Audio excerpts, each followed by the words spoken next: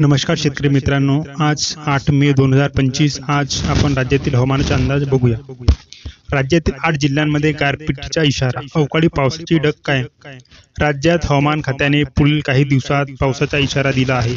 मध्य महाराष्ट्र, विदर्भ, कोकण आणि मराठवाड्यात वादळी वाऱ्यासह पाऊस पडण्याची शक्यता आहे। 8 जिल्ह्यांमध्ये गारपिटीचा इशारा देण्यात आला आहे।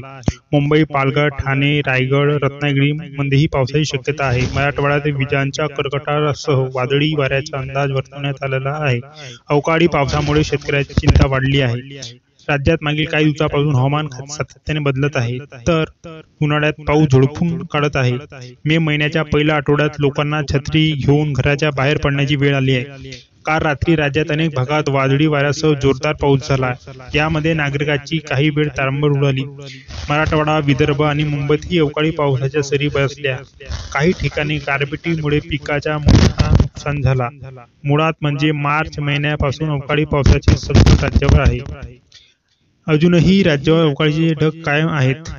राज्यात सध्या पावसाला पोषक हवामान आहे। इकडे पाऊस तर दुसरीकडे उष्णता वाढताना दिसते। काही ठिकाणी पारा 44 अंश सेल्सिअस असल्यानेही बघायला मिळाले। आता भारतीय हवामान खात्याकडून मोठा इशारा दिलाय। पावसाचा अलर्ट जाहीर करण्यात आला आहे। म्हणजे काय तर अजूनही अवकाळी पावसाचा फिद्दा सुटलेला नाही।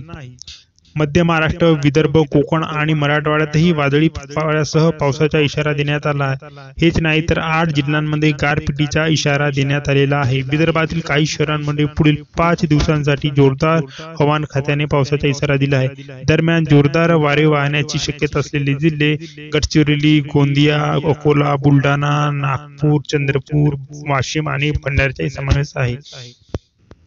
मध्य महाराष्ट्र, विदर्भ, कोकण आणि मराठवाड्यात अधिक पावसाचा इशारा देण्यात आला आहे। मुंबई, पालघर, ठाणे, रायगड, रत्नागिरी या ठिकाणी पुढील 3 दिवसांसाठी वादळी वाऱ्यासह पावसाचा अंदाज आहे। दुसरीकडे मराठवाड्यातील लातूर, नांदेड, परभणी, हिंगोली, बीड, जालना, धाराशिव, छत्रपती संभाजीनगर पुढील 5 दिवसाच्या विजांच्या कडकडाटासह वादळी वाऱ्यासोबत पावसाचा इशारा देण्यात आला आहे। गारपिटीचा देखील इशारा देण्यात आला आहे। त्यामुळे शेतकऱ्यांची टेन्शन वाढले आहे। पुढील काही दिवसात राज्यावर अवकाळी पावसाचे संकट कायम असणार दिसत आहे। अशाच नवनवीन माहितीसाठी रॉक ज्ञान वेबसाईट या YouTube चॅनलला लाईक, सबस्क्राईब